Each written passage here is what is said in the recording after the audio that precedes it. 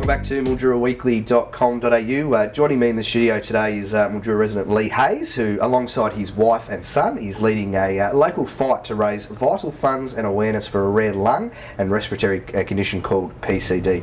Lee, thanks so much for joining us. Thanks for having me. Now, as we said at the top, your family, who is affected by PCD, Mason, your 4-year-old son, was diagnosed with it 18 months ago.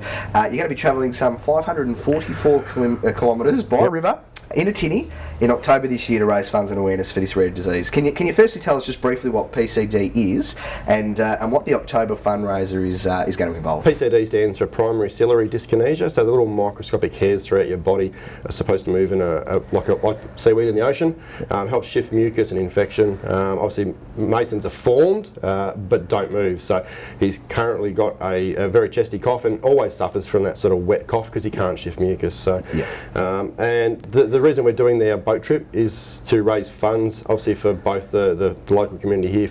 There's 2 families here with PCD, and also the 50% of the funds that we raise are going to go to the PCD Foundation to help other families that either don't have access to funds or physio or nebulizers and so forth. So yeah.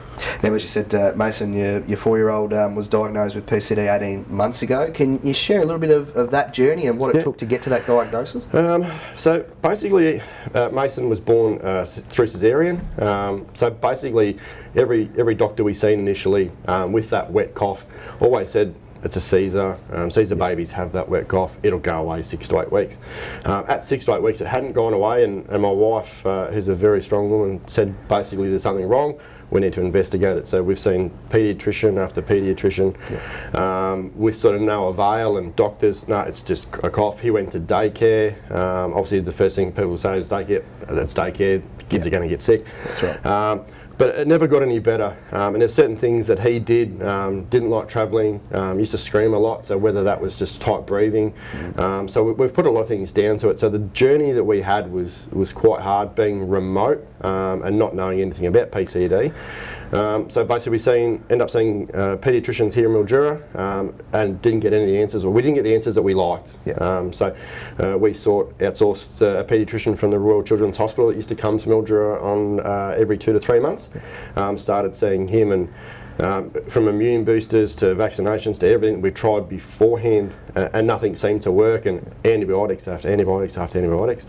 So in the end, we ended up seeing the same paediatrician probably for about 12 months. Mason had grommets and adenoids because that's what they thought it was. It'll clear. So he had grommets in, adenoids removed.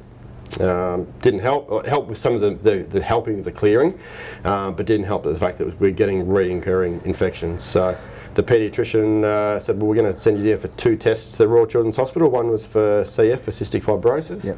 And he goes, well, while we're there, we'll try PCD. It's not, it won't be PCD, but we'll try it. So so we sort of braced ourselves for the cystic fibrosis and how that would come back. And it came back, the results of that come back first, and it come back as a negative. So, well, that's not that, what is it? And then the test come back for PCD, and it's a real easy test. It's just a non-invasive, it's over and done with in a matter of 10-15 seconds.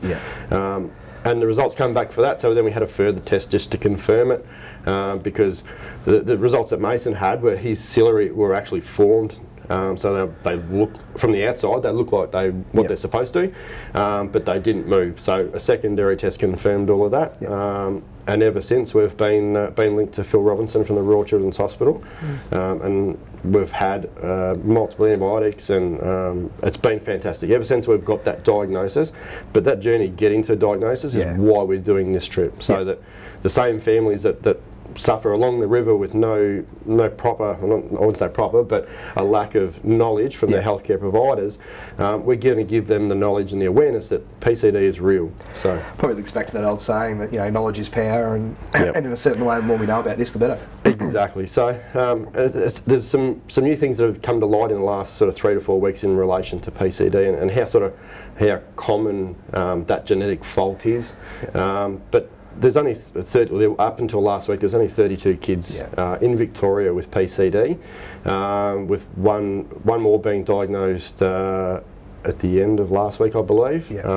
So it's just that's 33 kids in Victoria. That's it's rare, and it'll be a lot more. There'll be a lot more people out there with PCD, and even people that are my age and even older that wouldn't have that knowledge that's been in the past, and hence the reason we're doing the awareness and sort of in conjunction with the PCD Foundation. Catherine's been amazing. So the support that the PCD Foundation give to new members and new mums and dads is amazing, because that's something that a lot of them have never had, but that we've had. So we've had that support and that communication. So that's vital for us. Yeah.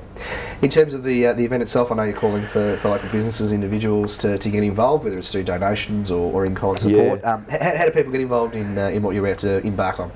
So basically we're just about to release some details in the next week or so, but as you mentioned earlier, the trip's going to start in Swan Hill. Yep. So it'll start, we'll leave on the Monday morning in October, early October, so hopefully, fingers crossed, the weather's good and the water's up a little bit. So at the moment the water's down a little bit, but hopefully over winter it should increase a bit. But so we're going to basically travel from through from Swan Hill to Tullibut. Tullibut, we're going to go through to Boundary Bend. Boundary Bend will go through to Euston. Yep. And then we're going to. The aim is to have some discussions with doctors in Swan Hill. Yep. Obviously, Tullibut and Boundary Bend are sort of limited in very small towns. But then when we get to Euston, we're going to approach the Euston healthcare providers, Robinvale healthcare providers, because that's a massive community in itself. Yep.